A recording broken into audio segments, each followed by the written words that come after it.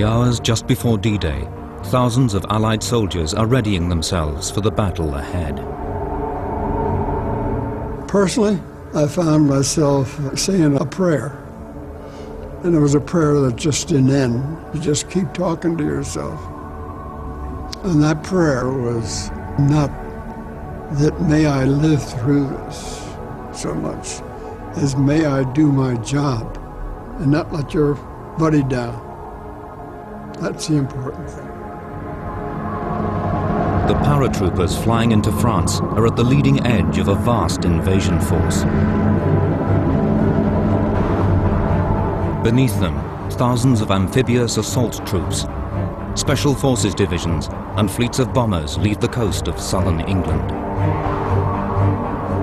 You could see all the ships at sea, literally hundreds and hundreds of ships, and you felt like you could walk from one deck to the other. The invasion plan calls for landings on 5 different Normandy beaches. Americans to the west on beaches codenamed Utah and Omaha, and British and Canadians to the east on Gold, Juno, and Sword. Years of painstaking research has gone into this plan, with the most critical intelligence provided by air reconnaissance units.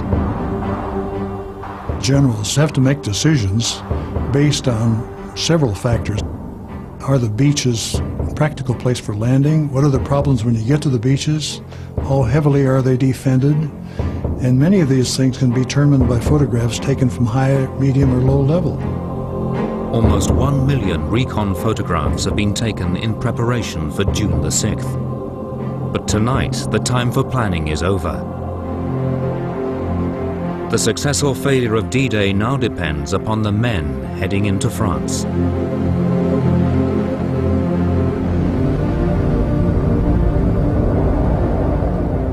D-Day begins just after midnight, when under the cover of darkness, 3 gliders are towed to the French coast. On board, Major John Howard and his elite airborne troops prepare themselves for their mission. Personally, I was frightened to death. I was literally sitting in my seat in the glider, and my teeth were chattering, my knees were knocking. I thought, well, you know, this is my last time on Earth, and I'm going to probably die within the next hour or two. 6.5 hours before the beach landings are due to begin, these men must capture Pegasus Bridge. Lying just 4.5 miles from the invasion beaches, the bridge must be taken intact.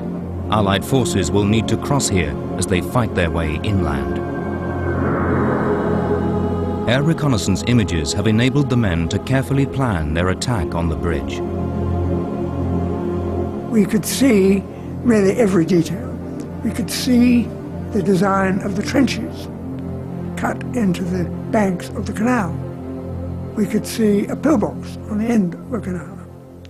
We could see other German positions all round the bridges. And therefore the detail that people were briefed on for this operation was intense. But even with the best preparation, the capture of Pegasus Bridge will be fraught with danger. I think practically all of us, without exception, thought that we were on a suicide mission.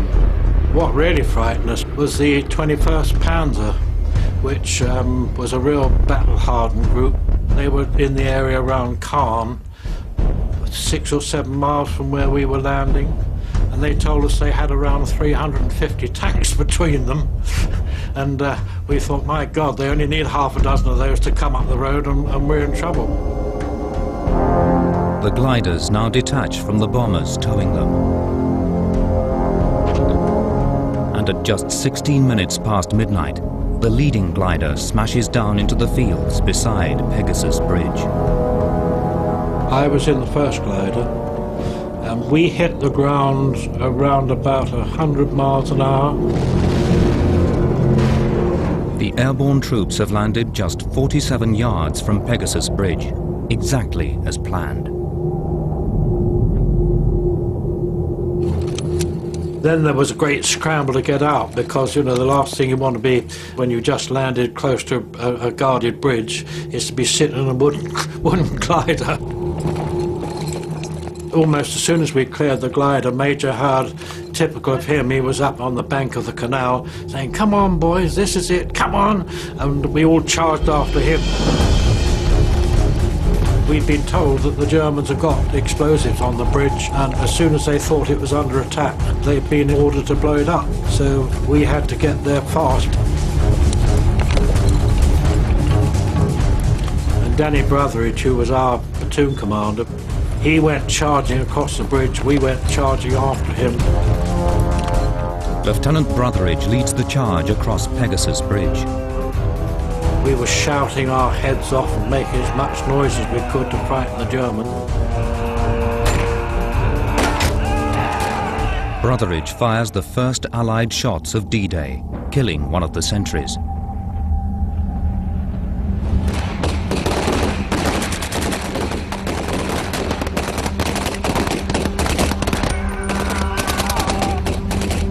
But seconds later, he is himself struck down by shots from a German machine gun.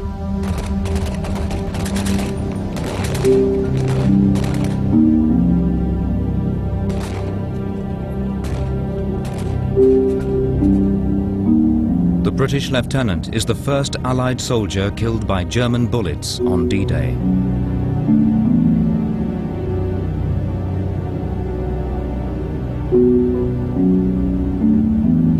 But his charge has had its desired effect. The other German guards beat a hasty retreat. By the time we got to that end of the bridge, they had decided it was not a good place to be staying around. We scattered at either side of the bridge, up and down the canal bank, and took up all-round defensive positions. It is now 21 minutes past midnight, and the airborne troops have taken control of Pegasus Bridge. Despite the first Allied casualty, it is an auspicious start to D-Day.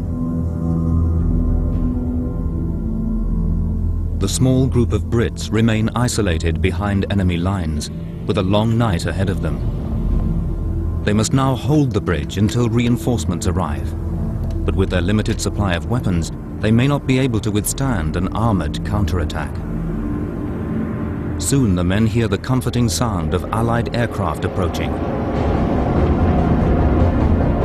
23,400 American and British paratroopers are on their way to Normandy, and by 1 a.m. they are getting ready to jump. Lieutenant Dick Winters is one of those men flying into France.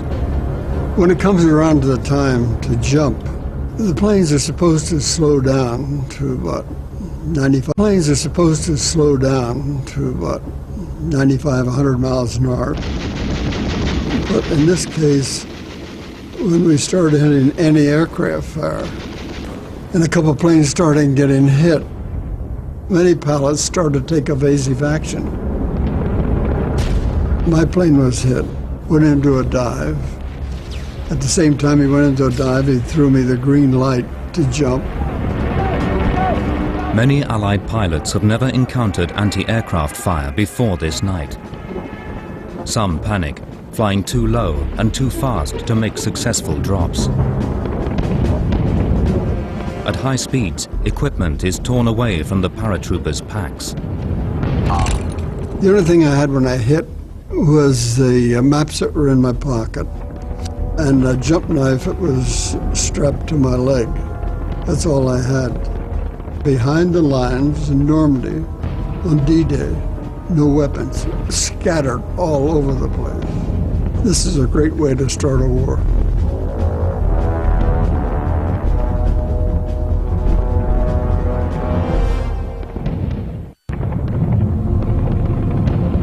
(1 a.m. on June the 6th, 1944, and D-Day is underway. Over the next 24 hours, 156,000 men will be landed across a 50-mile wide stretch of coastline. Allied reconnaissance planes have photographed the entire length of the German coastal defenses, and the images they bring back strike fear into the hearts of Allied planners. This intelligence reveals that Hitler has built the greatest fortification in history. It is a 1,200-mile barrier of concrete and steel and is known as the Atlantic Wall. In charge of these defenses is Hitler's favorite general, master tactician, Erwin Rommel.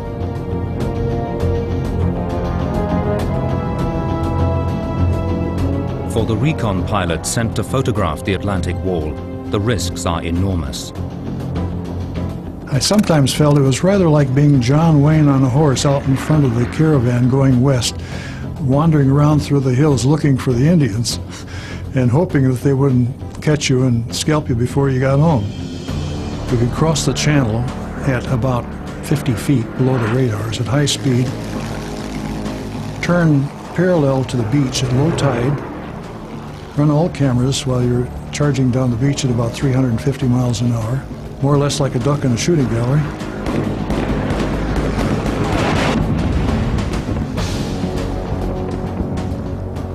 We could see the iron structures which were sunk into the beaches at low tide and intended to stop landing craft which were coming up on those particular beaches.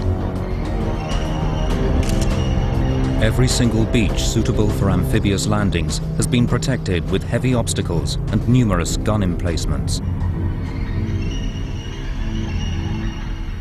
And photographs were taken of all those and returned to the intelligence people for further analysis. To some recon experts, the Atlantic Wall looks impregnable and the beaches nothing less than a killing zone. Despite these misgivings, the invasion plan is now in motion, with 23,400 American and British paratroopers leading the way. Under the cover of darkness, they must land behind the Atlantic Wall, capturing strongpoints and securing beach exits. These troops must pave the way for the greatest amphibious invasion ever attempted. It will begin at dawn, just 5 hours from now. But already, the paratroopers are in trouble. Bad weather and pilot error have left them scattered all over Normandy. Many have no idea where they have landed, nor how to find their objectives. It wasn't too long we ran into one of my sergeants who was coming down this road, and we had these little crickets, so with a click-clack.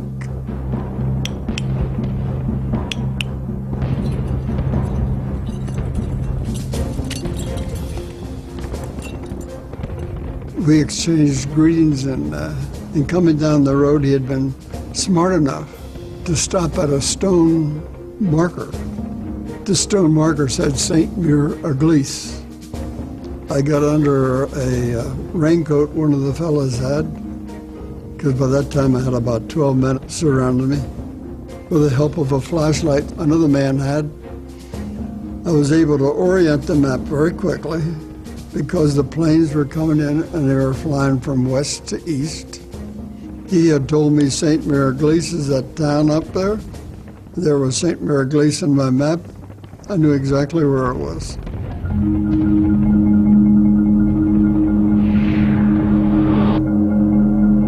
Winters and his men are inland from Utah Beach, near the small village of Saint-Mère-Église. They are 5 miles from their objective, Saint-Marie-du-Mont. This town must be captured quickly to secure the area for the beach landings. But to reach Saint-Marie-du-Mont before dawn, the airborne troops must move with care through hostile territory. You're behind the enemy lines. You do not walk on a straight line. You follow the cover that you have, and you avoid run into areas where you see a German machine gun firing. You don't walk right straight into something like that. As Dick Winters and his men march towards Utah Beach, the British airborne troops who captured Pegasus Bridge sit tight. The Germans will want their bridge back, so another fight is all but inevitable. Our task simply was anybody coming up that side of the canal bank to challenge them with the password and open fire on them if they didn't respond. In other words, to discourage counterattacks coming up the canal bank from the south. At 1:30 a.m., the dreaded counterattack begins. At this time, Howard and his men first hear the rumble of distant vehicles. Before long, German tanks approach British defensive positions around Pegasus Bridge. 2 tanks suddenly started trundling up towards the bridge, and we thought, oh God almighty, you know, for tanks to come this soon, and we literally had nothing that would stop a proper tank, a big tank. All the Brits have with them are 2 Piat guns, primitive grenade launchers that fire a small 3-pound bomb. They were terribly inaccurate weapons. They were difficult to fire, and they were only effective out to about maximum of 100 yards, probably 50. We luckily had put one of our reserve platoons up near the road junction to the west of the bridges. With them was Wagger Thornton, who was a very experienced old soldier, a sergeant. He was a real veteran. When these tanks arrived, Wagger got down with this Piat. This may be the single most important shot of D-Day. If the first German tank is hit, the bridge may be held. But if Wagger Thornton misses, the Germans will recapture Pegasus Bridge and be free to push their armoured panzer divisions right onto the landing beaches. The British sergeant has only one chance. Sergeant Thornton held his fire until the first tank was about 50 yards away from him. And he fired his Piat and hit it. I think that caused pandemonium for the Germans. The guys in that tank obviously didn't survive. One of them had his legs blown off and he was laying on the road screaming his head off. The other tank, when that one was hit and blew up, went into fast reverse and trundled off the way they'd come. I think they probably reported back that we had all sorts of anti-tank equipment on the bridge and it wasn't safe for them to go near the place. The Allies have repelled the first counterattack. But only 6 miles away near Caen, the men of the 21st Panzer Division wait beside their tanks. They could reach Pegasus Bridge in just 30 minutes, and their regimental commander, Colonel Hans von Luck, is desperate to push. But von Luck needs Hitler's personal authorization before he can advance. We stood by our tanks ready to move at 2 or 3 a.m. The drivers had their engines running, but we received no orders about which direction to take. We smoked cigarettes and waited, and swore because we had no orders. At 2:30 a.m., Hitler is sleeping hundreds of miles away in Germany. None of his staff has the courage to wake him with bad news from Normandy. Until Hitler awakes, his forces will be paralyzed. He has retained personal control over the tank divisions, leaving local commanders powerless. Of course, from Berchtesgaden or from his command post in East Prussia, Hitler had no idea what the right decision would be for Normandy. The only people who can decide are the people on the ground. Hitler couldn't do that. Hitler's most trusted general, Erwin Rommel, is in charge of the defenses. And if he were present in Normandy, he would lead the German counterattack. But tonight, a simple family gathering may change the course of history. It was his wife's 50th birthday on the 6th of June, and you can understand why he would want to be at home. In Rommel's absence, there was no one who had the courage to make critical strategic decisions. That's the reason why they hesitated. But in war, hesitation can be fatal. As dawn breaks on D-Day, the German defenders on the beaches have their first sight of the Allied forces. The biggest invasion fleet in history is sailing straight towards them.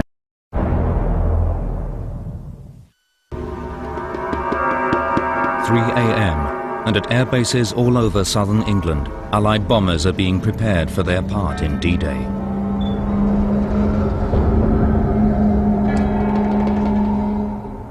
Frank Mays is a B-17 ball turret gunner and has not yet heard news of the invasion of France. There were rumors that something big was going to happen. Nobody really knew what. One of the rumors was that they thought that the Germans were going to invade England. So everybody was pretty uptight. Frank does not have to wait much longer before he learns the truth about June the 6th and D-Day.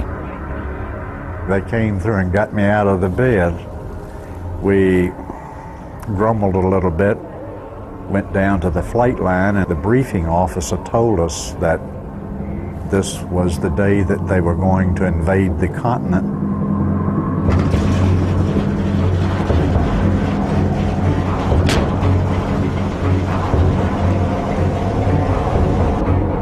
And at 4 o'clock in the morning, we took off. By this time, the sun was just lighting the sky in the east. I turned my turret to the rear and looked, and as far as I could see, there were airplanes, there were bombers. The Allies will put a total of 5,112 bombers into the air on D-Day. I could see the large ships down there blasting their guns, the big plumes of smoke. I could even see the white trails in the water of the landing craft as some of them began to take off. Frank Mays is soon over his target, Omaha Beach.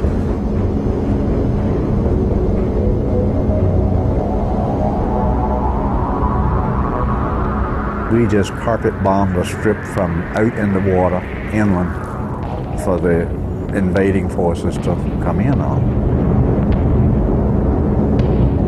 I saw shells exploding in the water, on the land, on the shore, and I was glad that I was not down there. In the years since D-Day, controversy has raged over the accuracy of the Omaha Beach bombardment. Not a single damn bomb was dropped on Omaha Beach. What in the hell is wrong with you guys? Can't you read the map? They had been ordered at midnight to delay their bomb drops up to 30 seconds. That would put them halfway to Paris, you see. So a lot of old French farmers back here had their living hell scared out of them. And a lot of fine dairy cattle, you know, were killed. Yet the bomber crews are certain that they did their job, and did it well. I could tell that there had been a complete path bombed from the water for a full half-mile inland. There was nothing left down there. To this day, the controversy is still unresolved. Certain beach areas were bombed effectively, but in other places, the German defenses remain intact. Wir haben von der Bombardierung kaum etwas mitbekommen. We were hardly touched by the aerial bombardment. Der ganze Bombensee, a great sea of bombs fell behind us, im Land herunterkam, bei uns but only a few exploded anywhere near our bunker. Eine Handvoll Bomben gefallen, aber nicht mehr. Planners had expected the bombardment to obliterate German beach defenses. But the concrete pillboxes and bunkers overlooking the beaches are largely undamaged.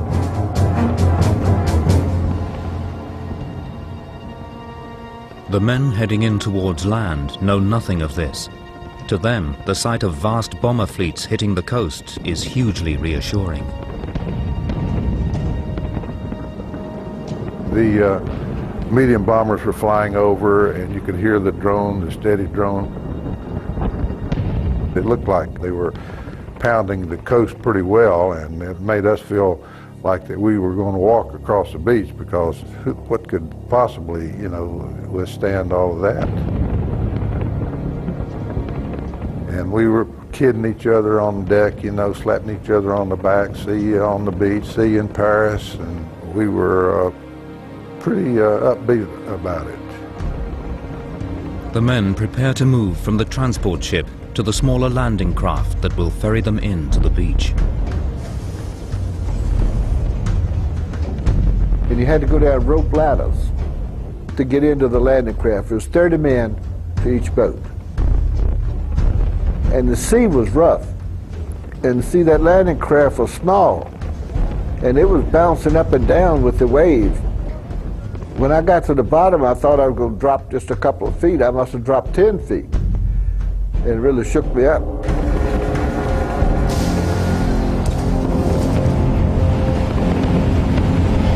We started circling around and around, waiting on the rest of the landing parties to get out of the big boat into the ocean. The sea was rough. I mean, it was really rough. And you could see the white caps, and that's when everybody got wet and cold, and most everybody had gotten sick, and they were vomiting and using, their puke bag and throwing it over. And we were, 10, 11 miles out.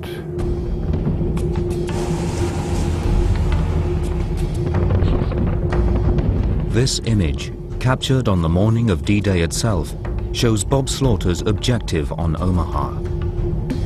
The hills behind much of the 4-mile length of this beach present a problem for the Allies.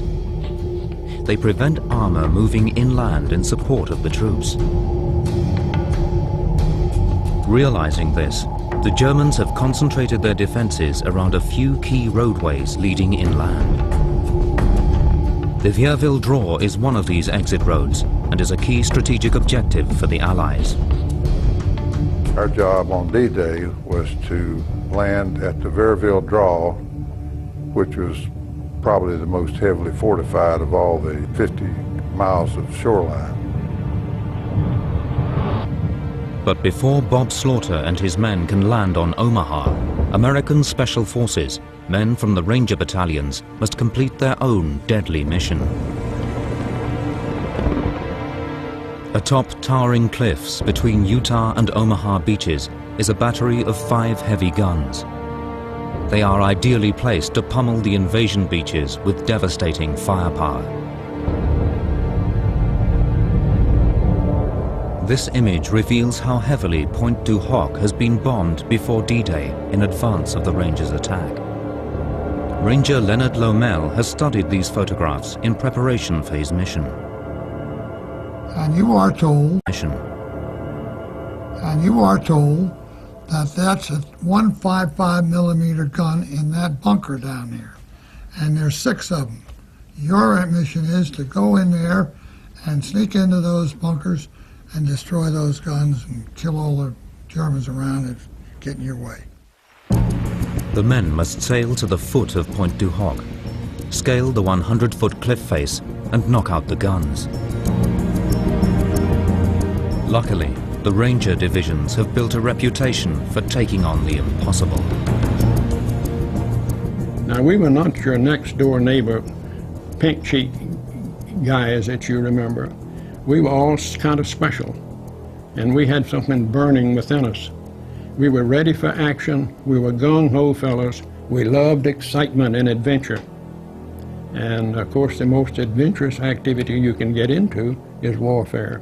Slightly dangerous now and then, but it's exciting.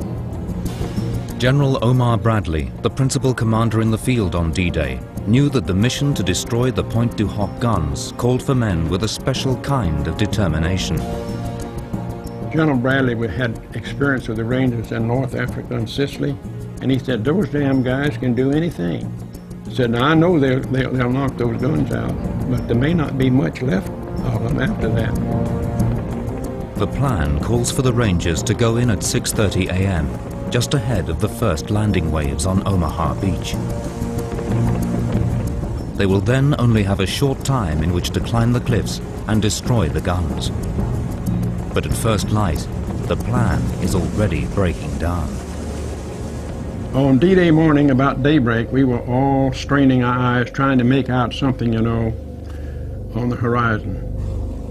As things began to get clearer and clearer, it didn't look right. And it was Colonel Rudder, who was in the boat just ahead of me, who was the first really to take action. He said, "Hell, that's not Point du Hoc." And he turned around to his bosun and gave him an order to flank right. And he wouldn't. So the colonel drew himself up. He's a big man, turned around and says, "Right rudder." And this kid was so scared he just gave it that, you see. And that turned the whole column of boats. And there we were, only within rifle range, really, of the coast. The Rangers have now lost the element of surprise. Hidden beneath the cratered surface of Point du Hoc is an underground concrete fortress. German troops are now emerging from this lair and quickly man the defenses. We arrived 38 minutes late, you see, 7:08. And the Germans were up on the top side, shooting at us coming in.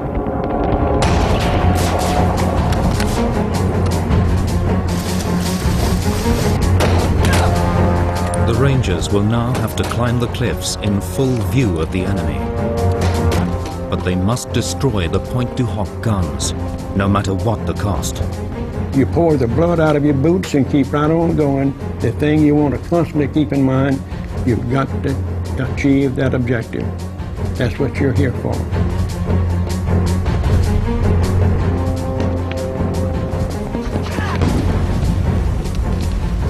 And I yelled up, I said, "Boys, they're throwing grenades. Turn your faces in and your butts out. If you got to get some shrapnel, your butt, could handle that shrapnel a lot better than your face."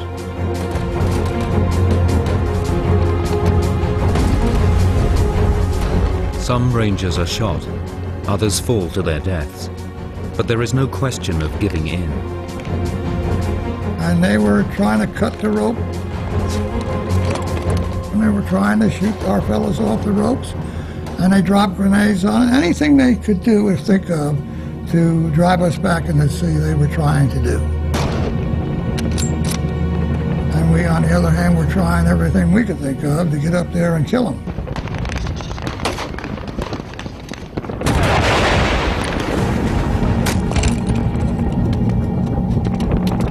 About that time, there was a hellacious explosion. And the last thing I remember was all of this rocks and mud and stuff coming and rolling down the hill.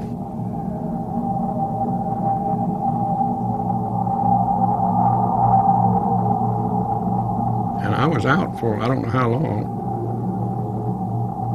And when I woke up, it was the pain in my legs. And I learned later that I had blood blisters on my legs. And I looked around and looked up there, and here's this German soldier leaning over the cliff. He had his chin in his hand like that, leaning over, you see. I looked around for my Tommy gun. It was butt out, muzzle down in the mud. I pulled it out, and he was still standing there. I said, "Well, you bastard." I raised up. Click. It wouldn't fire. My gun was clogged up with mud. And I thought to myself, ain't this a hell of a note? Here I am in the damnedest war in history. It was no gun. Now, why that German up there didn't shoot me, I don't know. He could have. Very easily. He could have picked me off. While James Eichner must resume his climb from ground level, other Rangers are nearing the cliff top. And as Bob and I were pulling ourselves up the rope, we were maybe 10 feet on the top. When Bob said to me, he says, "I can't make it. Can you help me?" And I said, "Honest to God, Bob, I can't help you because I'm wondering myself if I got enough strength left to get to the top." And then I looked up and I saw Reuben up there, and I yelled up to Rube, I said, "Rube, grab Bob, his strength's about to give out."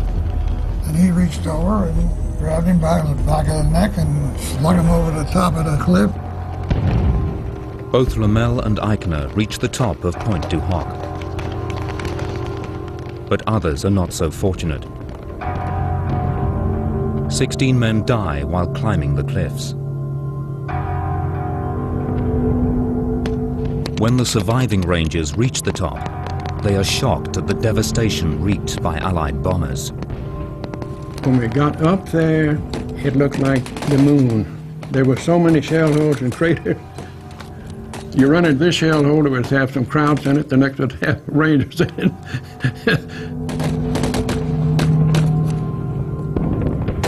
They must now seek out and destroy the 155mm guns. But when they reach the bunkers, they are dumbfounded to find these weapons missing. That was a horrifying experience to sacrifice the life of men and then find when you got there the guns weren't there. The German troops must have moved their guns inland to keep them safe from Allied bombers. So we had to still carry out the mission, find them wherever they are as soon as possible, render them inoperative as quickly as possible, so that tens of thousands of other men won't die. Leonard Lommel and Jack Kuhn head inland to hunt down the German weapons. And we didn't know where we were going. It was the only road there, and we saw these marks on the road, like wheel marks. Lommel and Kuhn follow the tracks 1.5 miles inland. The trail leads them to an apple orchard where they stumble upon the well-concealed guns. And there were 5 of them, and we just looked upon them, and there was nobody guarding them. In the other direction was a 50-man armored patrol of Germans coming at us. They passed Jack and I within 20 feet of us.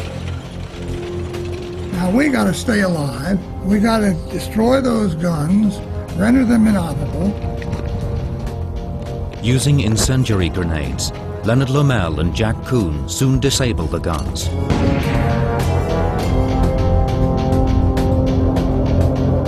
We had accomplished our objective. The patrol had found the big guns and put them out of business. We had cut the highway and denied its use to the enemy. He couldn't send reinforcements down to Omaha because we had him blocked off, and had knocked out the communications. We had accomplished our mission. This photograph, taken on D-Day morning, shows James Eichner and his buddies resting during a lull in the fighting. We had relaxed there in our little shell hole, me sitting there taking a drink out of my canteen. And we expected to see our relief coming down the highway at any time. They were supposed to get there at noon on D-Day. In fact, it will be a full 2 days before reinforcements reach the Rangers on Point du Hoc. In the meantime, they will have to fight on alone, holding their position in the face of relentless counterattacks. By the time reinforcements finally arrive, only 90 Rangers out of the original 225-strong force will still be standing. Further along the coast, waves of Allied troops are now approaching Omaha Beach. The landing craft are no longer in any danger from the guns of Point du Hoc. But this beach landing will prove to be one of the bloodiest episodes of World War II.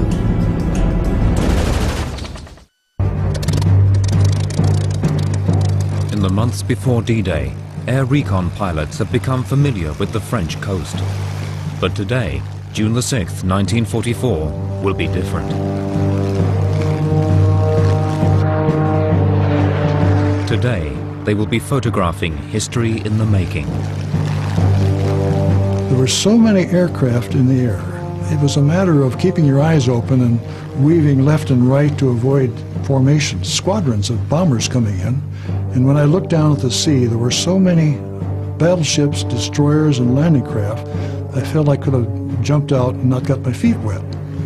Throughout the whole of D-Day, the men of the recon squadrons patrolled the Normandy skies, recording the landings as they happen. The plan was to photograph the whole invasion coast, flying back and forth parallel to the beach. Far beneath the recon planes, and clearly visible on the earliest photos from the day, are the first waves of Allied landing craft.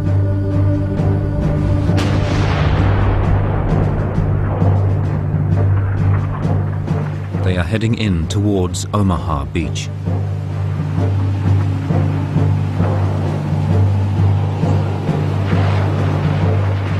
rocket ships began to fire. The excitement was unbelievable. And the sea was terrible. That boat was floundering around. And I looked behind me and men were seasick. As we got in a little bit closer, when we got in, say, 300 or 400 yards from the shore, we started taking artillery and mortars, and they started falling around. And of course, they would send a geyser of water up, and it would rain right back on us. And then your belly really got to churning. It was getting pretty hairy then.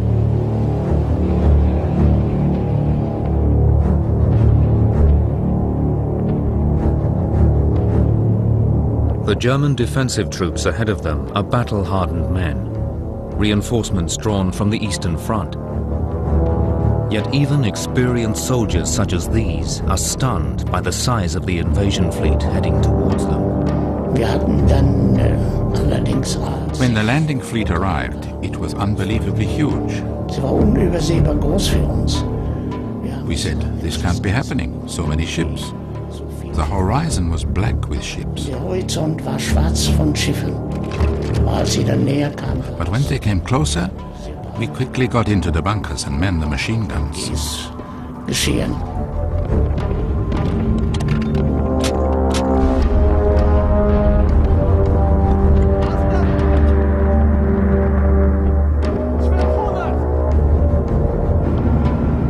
We thought we were going to walk across the beach. We thought it was going to be a cakewalk.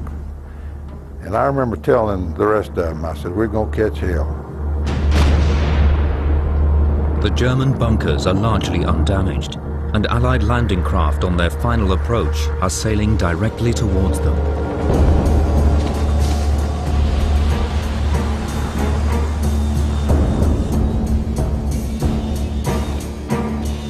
You can see the tracer bullets zigzagging across the beach. The puffs of smoke from the mortars, and you could hear the artillery shells going over and so forth.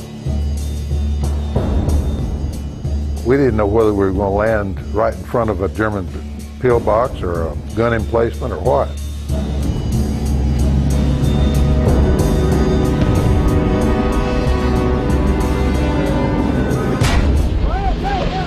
When that ramp went down, the captain went off first.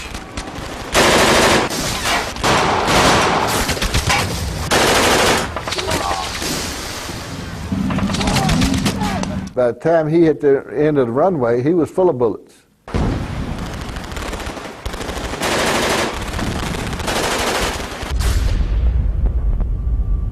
The machine gun just opened up. They had a sort of crossfire from two different guns up in the cliff.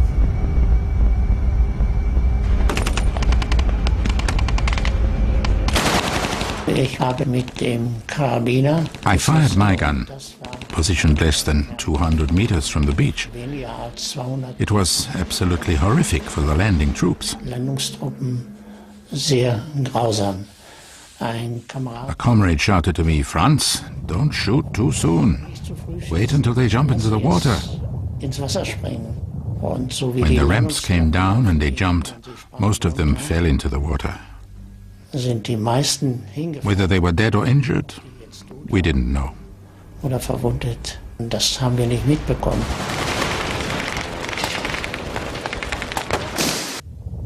Two other men went off. One of them was a friend of mine.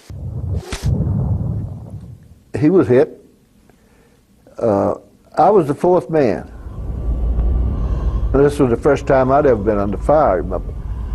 It's the first time anybody tried to kill me. And when the excitement of being scared to death, I fell off to the side. And I went straight to the bottom. Now this water was cold. It was cold as blue blazes.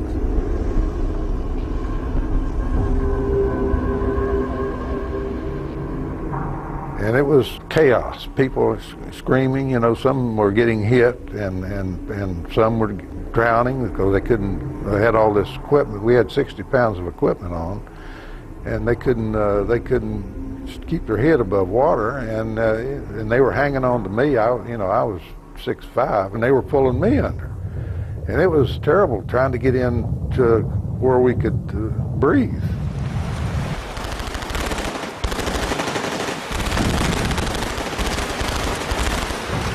And when I come back up, got my feet on the bottom and give a push, and I come up, and the captain was hollering, "I'm here to help me." And I started towards him. I was maybe 10, 12 feet from him. But then I seen blood, water, just bubbling up red.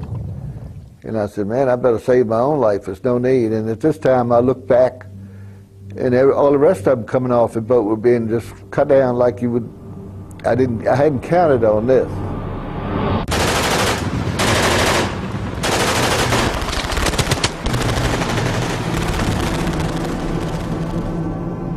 I was the only survivor. There were 30 men on board that boat, and I was the only man to get off alive.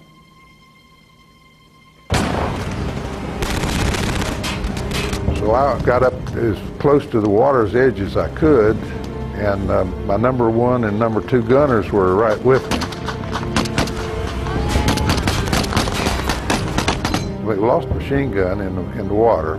We had the tripod, which was worthless without a gun, and we had 1 box of ammunition.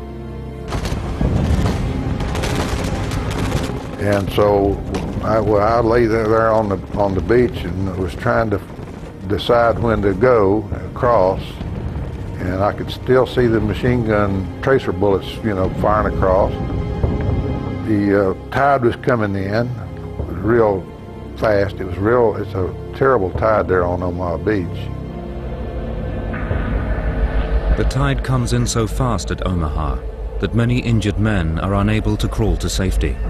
They will die alone in the rising surf.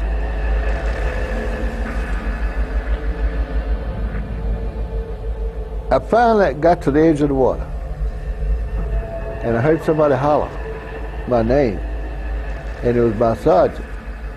Somehow he had made it to the beach, but he was badly wounded.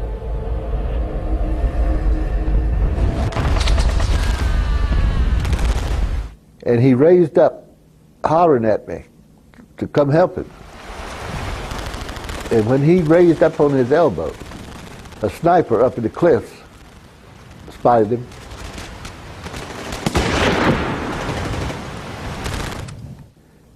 And hit him right in the head with that telescope rifle, just like your deer hunt. And when that bullet hit his head, he just exploded. What was left of his head flopped down in the sand. And I knew there wasn't no need going over there. So I buried my face and head, put my hands over my head and everything as best I could, because I figured he'd seen me too. He'd almost bound to have seen me. And I just waited there for my shot to see me. And I just waited there for my shot to come.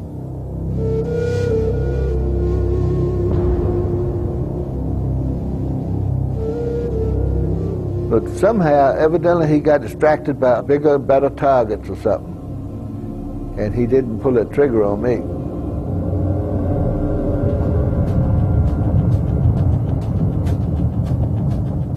And I started to crawl, just inch at a time. And I would peep up and see a dead body. And I'd crawl to that dead body and lay beside him for a while. During this time, I passed body parts, little everything. You can't imagine what was laying there. I run upon men that were not dead, but were just blown apart. It's just amazing how sometime you can live being blown up as bad as you were. And they were screaming and hollering, but there was nothing I could do for them. I just crawled by.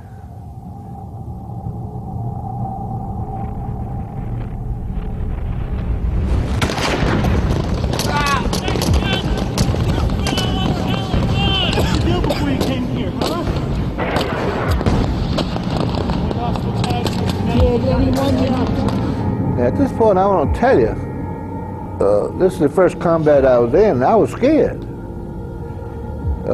I mean, I was scared good.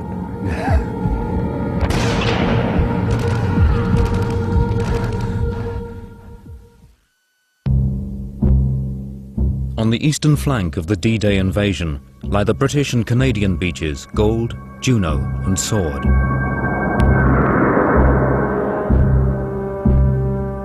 At 7:26 a.m. on Sword Beach, the first assault waves run into danger.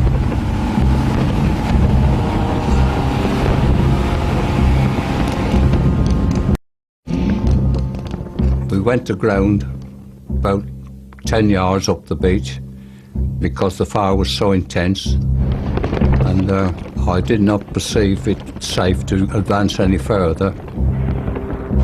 The troops are taking mortar machine gun fire and will be cut down if they advance. Fortunately, an ingenious British-designed tank comes to the rescue. Floating DD tanks were constructed especially for D-Day, and 21 of them have made it safely onto the beach. And then a DD tank came up, and he opened the hatch and shouted, "Where's the fire?" Round to the right, about 200 yards. He swiveled his gun around and fired one shot.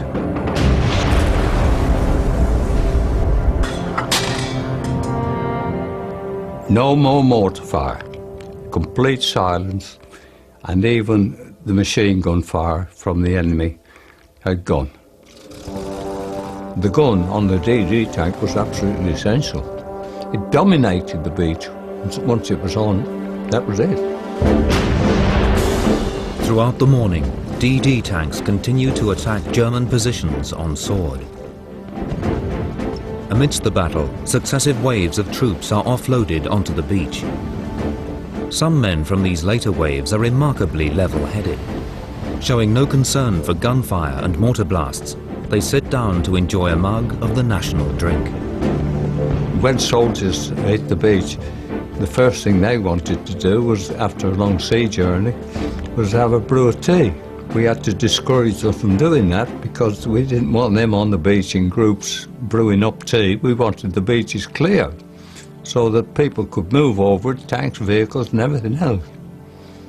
No, you get off, knock those Germans out and then you can have a cup of tea. The British troops soon regroup and before long continue their advance. This aerial photograph shows men and vehicles streaming inland from Sword Beach.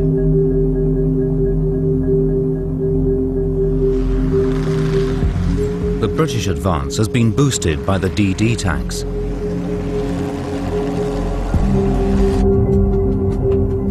But in the rough seas off Omaha Beach, all but one of the floating tanks are swamped and sink. The men here will have no armored support to protect them from German machine guns. Their only chance of cover lies far ahead at the foot of a concrete sea wall. To reach it, Sergeant Bob Slaughter must cross a great stretch of exposed beach.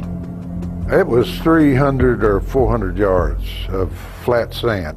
That's 3 football fields or 4 football fields end to end, and it was a long way to go. While I was lying there contemplating what to do, I saw one of the men from the boat to our right. He starts running across the beach. They shoot him and he falls to the sand. And he starts screaming because he's wounded. And one of our medics went out to help him. And they shot the medic.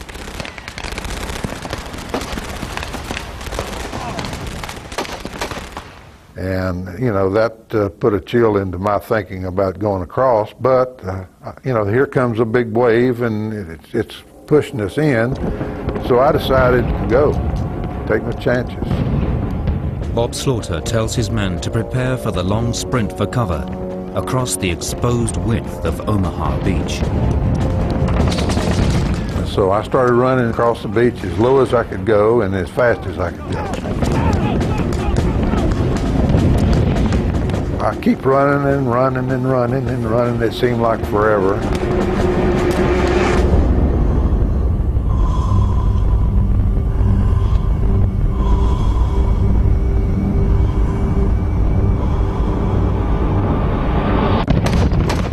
got to the seawall, and here comes Williams and all Gary right behind me.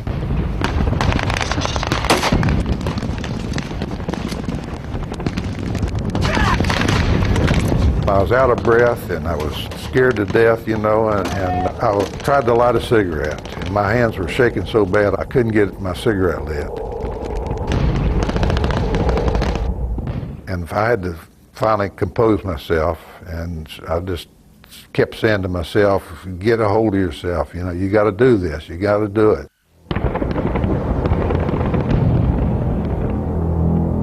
And finally, after a long time, inch at a time, I got to that wall.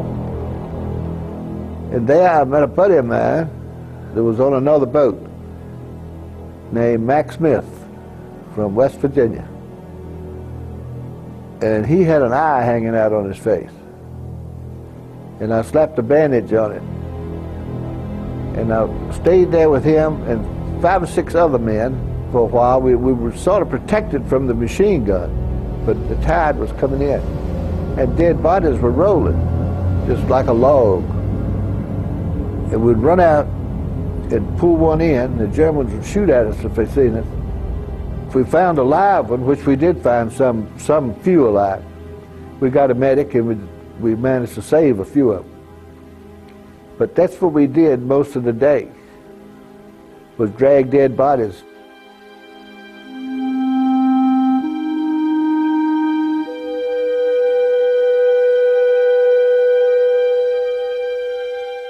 The landings on Omaha have clearly not gone to plan.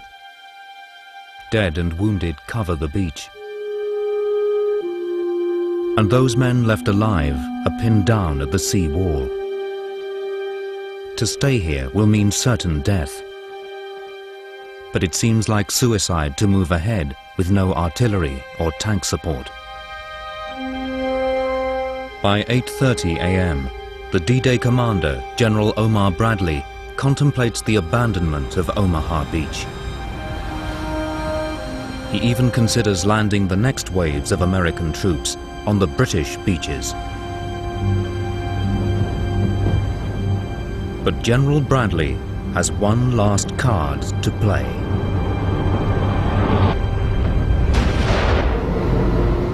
Positioned just off the Vierville Draw is Fireman Dean Hatton on his ship, the USS McCook. The first troops are practically annihilated. They're just everyone destroyed because they pulled machine guns and mortars in right over top of that village and just pounded the first troops that went in. Just destroying landing craft as fast as they come up on the shore. I remember the beach trying to get up the hill into Vierville-sur-Mer. It looked like they were all knocked out. Because of the smoke obscuring Omaha Beach, the destroyers cannot identify targets on land. Their only option is to move closer to shore. But in these shallow waters, they risk running aground. They must make an agonizing decision. Watch the infantry be wiped out, or risk losing their ships.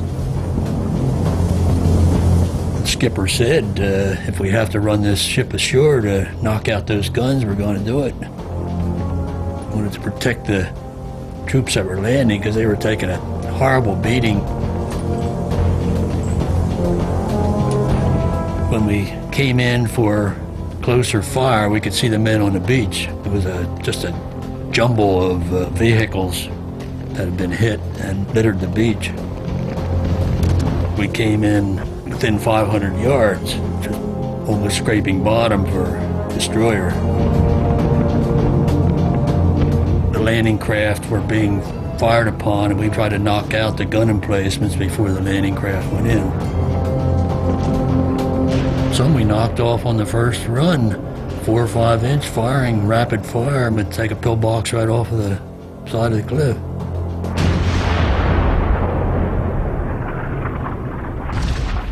The boats kept targeting our bunker's gun openings, firing into them. We had some protection, but not against direct fire. Their firepower was aimed precisely at us, and no defenses could withstand that. The destroyers cruise along the full length of Omaha Beach, shelling German defensive positions. We moved up and down the shoreline at high speed, just hitting pillboxes for the first hour or so. And then as the troops got ashore, they could direct fire where they needed it.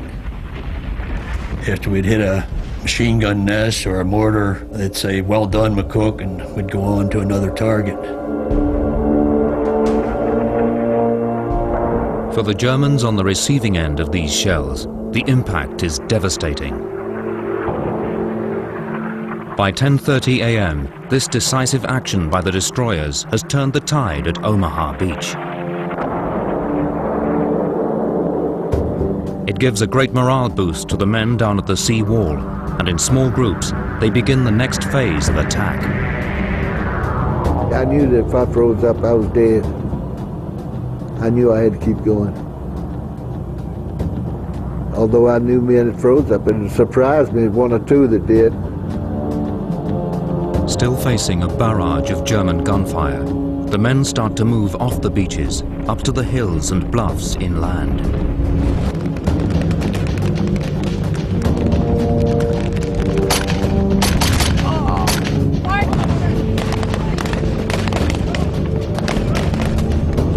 We all found a path up to the top of the bluff.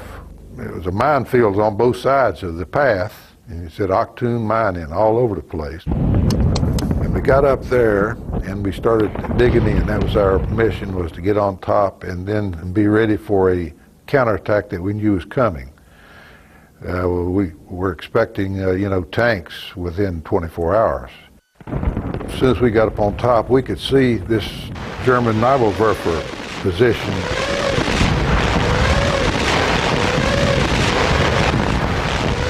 And he was just firing down on the beach, and they were just plastering the beach. And so we didn't have anything to knock out a gun like that. It was actually a battery of them. A first sergeant with Bob Slaughter has one of the few functioning radios on Omaha Beach. Presley made contact with a destroyer out in the channel. He directed the destroyer to fire around to see where it landed.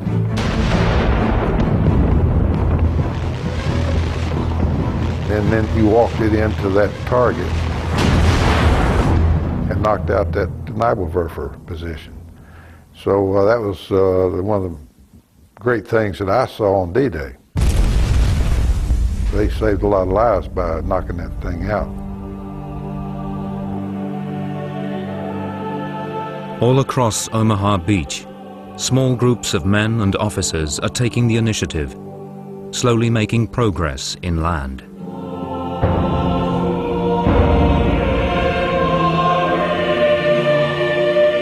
The Allies have broken through, but they have paid a terrible price for their success. By 11 a.m., hundreds of men have already been killed on Omaha Beach. And the day is not yet over. I never dreamed we'd lose this many men. But there again, I had never known the horror of war either, when men are blown apart, killed by the dozens, I didn't dream it would happen.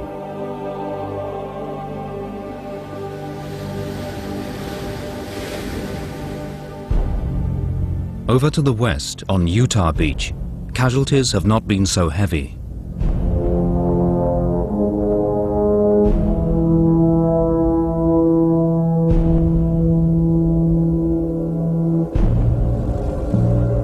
When we stopped, it was right up on the beach. The ramp went down and we walked on the beach, didn't even get our feet wet.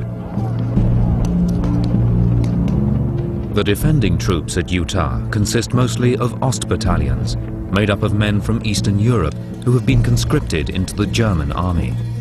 Many are reluctant to risk their lives fighting for Hitler. They were totally disorganized. We were lucky to that degree that they were disorganized. So hence many of them just threw their hands up, others were killed, many of them just took off, and we captured quite a few of them. So they offered little resistance. But as the men from Utah Beach move inland, they start to encounter heavier opposition. They're also moving into very unfamiliar terrain. As soon as we hit the other side, we were in hedgerow country, and we never had any training in hedgerow fighting. I never even heard the word hedgerow, and these Germans were waiting for us behind there.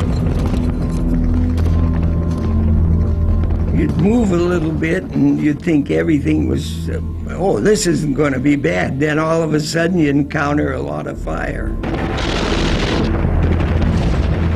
The thing that bothered us the most was the snipers in the trees, you know, the enemy snipers in the trees. They had clothing that would match the vegetation, the trees, and you never knew when you were going to be running into one of those. The hedgerows were of course an advantage when defending a position, as you could camouflage yourselves or hide behind them. Paratroopers from the 101st Airborne had their key landing zones in this area. Since 1 a.m. they have been battling to clear the hedgerows and mop up German resistance.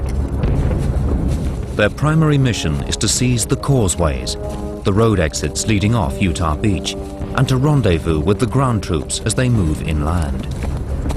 But in the chaos and confusion of the night, the paratroopers have fallen well behind schedule. A large force of ground troops is already heading inland from Utah Beach. They are moving up causeway number 2 and towards the ancient farmhouse known as Breakor Manor. At Breakor, the Germans had been smart enough to have concealed in a hedgerow, and camouflage it very well for 105 cannon. Time is running out. As the ground troops move inland, they are heading right into the path of these German guns. If they start firing, hundreds of Allied infantry will be killed. The race is on. Can the 101st Airborne destroy the German guns before there is a massacre?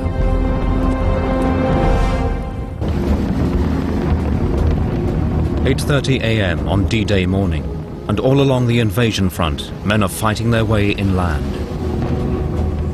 But the Allied soldiers coming ashore on Utah Beach are advancing right into the path of German 105mm heavy guns. These are hidden inland at Breakor Manor, and if they open fire, there will be carnage done on Utah Beach. The paratroopers of the 101st Airborne are attempting to knock out these weapons. A head-on attack at Breakor has already failed. So the commanding officer asks Dick Winters to try a different tactic. Colonel Strayer said, "Take care of this fire from the right flank." "Yes, sir." I crawled out there by myself. Got close enough, and I could see where this position was. I decided I was going to hit this thing from the flank.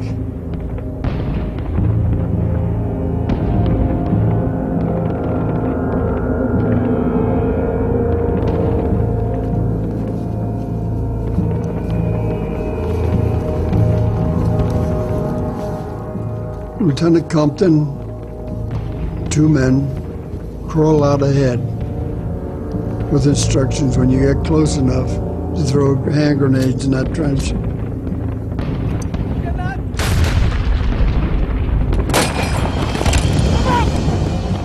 When you run into a position like that, get into the trench on one of the flanks, and then you can take them on one at a time. That's exactly what we did.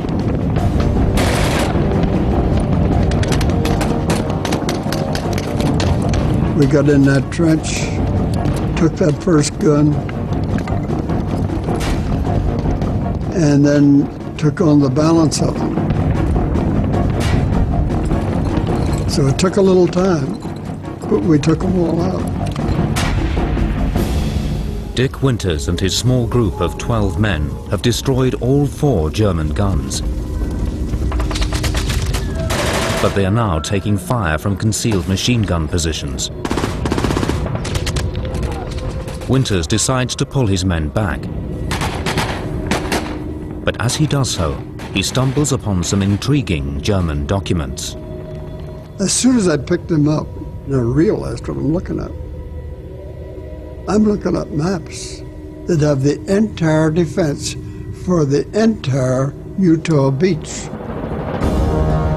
Down to barbed wire, minefields, the way the machine guns were distributed, their strong points. My goodness, I must get this back to battalion right away. Hundreds of American lives could be saved if these maps reached the Allied commanders in time. And battalion looked at them, realized how important these were, and they gave them to Lieutenant Nixon. He took off for the beach. Within a few minutes, the defensive plans for the entire beach is in the hands of the commander. The American generals are thrilled with the maps of the Utah beach defenses. As a reward for their efforts, General Joseph Collins sends up the first available tanks to help Dick Winters finish off his work at Breakhall Manor. He brought the first 2 tanks to come up causeway number 2 to me. I had to crawl up on the tank itself and point out the hedgerow back here where all these machine guns are. These tankers had not had a chance to fire a shot yet. They had a heyday. They started firing those 50 caliber machine guns, and I thought they would tear the place up. They didn't know when to stop. They wiped them out in a hurry. The battle for Breakhall Manor is over. The 101st Airborne has cleared the way for the assault troops to move inland. We eliminated all this fire that would have been going down causeway number 2 for any troops trying to come in from the beach. They could have caused an awful lot of casualties and delayed the landing. As it was, the casualties were very, very light on Utah Beach, of which we're proud.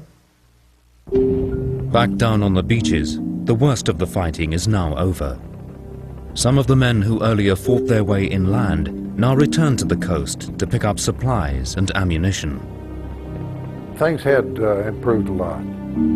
You couldn't just walk up and down the beach, you know, you would get killed because there were still snipers and there was still a machine gun or 2 up there that were still operable. Omaha Beach is still far from secure, but German prisoners are already being brought in for interrogation. Down the beach, I saw a lieutenant with a couple of German prisoners. He was asking them where the minefields were. And the German, all he would say was his name, rank, and serial number. And this guy was a little skinny, and he was ugly, and you know, he didn't look like a soldier at all. I would always picture the German soldiers as these, you know, great big blonde-haired guys. This officer just got mad, and he says, "Damn it, he says, if you don't tell me where the minefields are, I'm going to blow your head off." And all he would say, name, rank, and serial number. So this officer shot his carbine right between his legs, and this German looked up at him and said, "Next here." I thought, my God, these guys are fanatics. And he was. I mean, you know, they didn't care. I mean, they were tough guys. Didn't look tough, but they were tough. These experienced, even fanatical troops are unlikely to step aside as the Allies push inland. In fact, just a few miles south of the beaches, armored panzer divisions are poised to counterattack.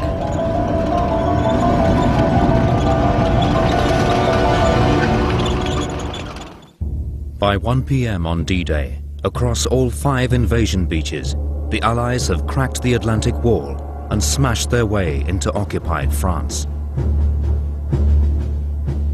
British troops are now racing towards their key objective, the city of Caen. Whoever controlled this city would control the road to Paris. The Germans are well aware of this, and in the months before the invasion have strengthened their defences around Caen. The greatest threat to the Allies is the 21st Panzer Division, based on the outskirts of the city. Allied bombers have been pounding Caen since midnight. And in the early afternoon, their next bombardment is about to begin. We left our base at about 1 o'clock in the afternoon, and we had to strike what was known as a German headquarters command. This was in the city of Caen. It was an old castle that the Germans had confiscated and used for their headquarters. We had the honor of hitting it pretty hard. And our purpose was to drop enough bombs on there to kill everybody in there and to knock out their communications systems. The B-26s do indeed find their targets, and by early afternoon, much of Caen is burning. From the high ground, about 14 kilometers outside Caen, we looked down and saw a cloud of black smoke hanging over the city. And we thought to ourselves, my God, this is war. Werner Kortenhaus is part of the German 21st Panzer Division. And after losing precious hours waiting for orders, they have finally been directed to advance through Caen and on to attack the Allied beaches.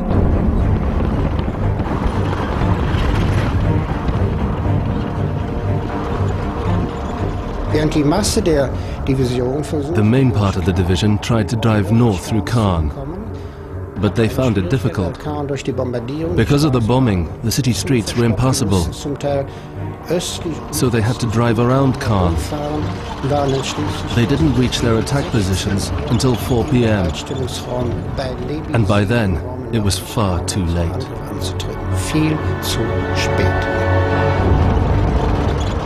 Yet even this late in the day, the heavily armoured Panzer Division could still create problems for the Allies moving inland.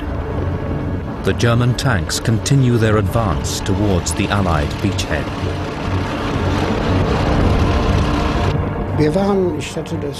We were very unhappy. We were concerned about the dangers of driving during daylight, knowing that we could come under air attack. We would have much preferred to have driven by night. Thousands of Allied fighters are patrolling the skies over Normandy, seeking out targets of opportunity. We would attack anything that moved, no matter what it was. We would attack anything that moved, no matter what it was. Usually, as far as troops were concerned, we would generally only have to make one pass, and then they would get off the road and try to hide someplace. As the German Panzer Division moves up toward the beaches, it is spotted by fighter aircraft. We experienced an air attack at about 5 p.m. just east of Caen. We were standing next to our tanks, awaiting further orders, when the fighters approached us, flying low. We crawled under our tanks so that we had protection above us. But one man made the mistake of trying to climb inside via the tank hatch, and he was killed.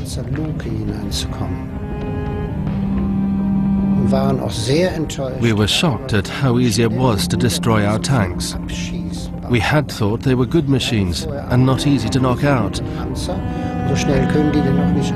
But when you see 5 tanks blowing up in 10 minutes, you soon become disillusioned. The Panzer-led counterattacks have run out of steam. In the face of such concentrated air power, they simply cannot advance. And then something remarkable happened. Towards 6 p.m., There was a massive influx of around 600 planes from England, towing gliders. They flew right overhead and on towards Caen. These gliders contain thousands of British and American reinforcements. They will further strengthen the Allied foothold on France. And this influx caused the divisional commander to fear that we were being surrounded. So he cancelled the order to attack and immediately ordered all forces to retreat and dig in to defend the area north of Caen.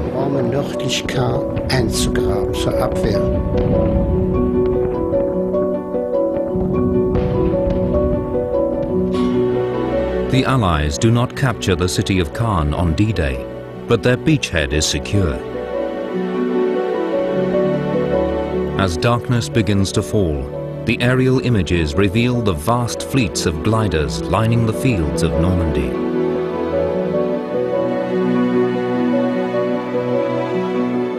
Over the beaches, vehicles can be seen streaming inland. Even more importantly, the recon photos show the enemy's positions at the end of the day.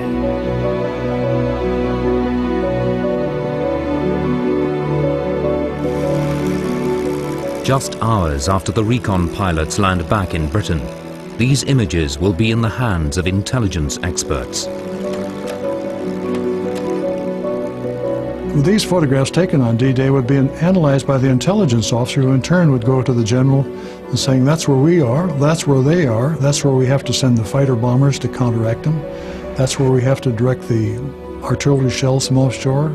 And all sorts of decisions were made on what the photographs revealed as to the disposition of the friendly and enemy forces. For Ray Beckley, D-Day is now over.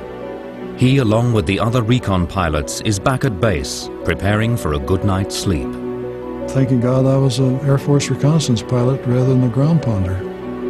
Sometimes you were very happy to be a pilot, come back for a clean uniform, a decent meal, and a decent bed. There are no soft beds for the men who have landed in Normandy. After long hours of fighting, they rest when and where they can, often disturbed by enemy activity. D-Day night, we're in one hedgerow, and across the field in another hedgerow are the Germans. We were tired. We had been up all day the day before, up all night, and had a hard day's fighting. We were ready to settle down. The Germans, on the other hand, they were fresh. They're shooting their guns in the air, holler. I couldn't figure this thing out. Are these guys going to have a night attack? I was very concerned. In most places, there are no German night attacks. As darkness cloaks Normandy, the men of D-Day reflect upon all that they have witnessed. Many have seen their fellow soldiers die right before their eyes. It's not like the old movies, you know, patriotic music playing in the background. He dies dirty, scared, hurt, in pain. And he has to lay there. You can't move him. He lays there until the grave registration comes up and picks him up some days later after fighting moves on. Those men were piled up on the beach after D-Day like wood.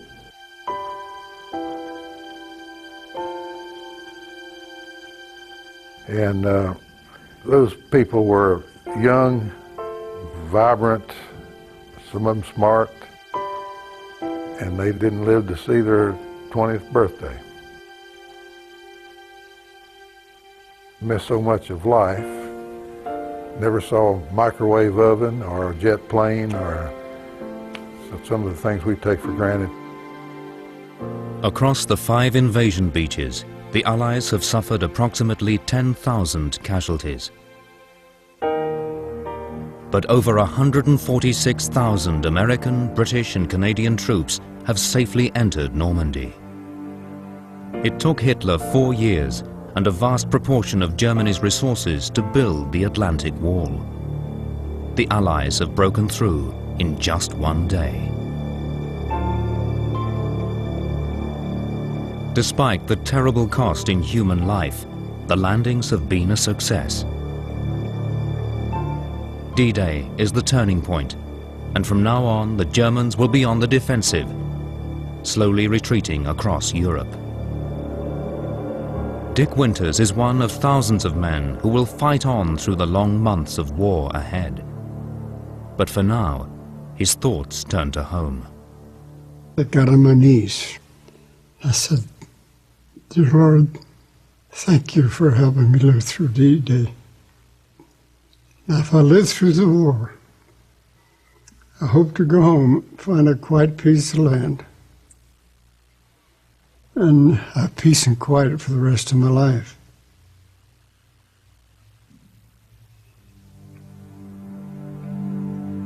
I'm proud of the fact that I did exactly that.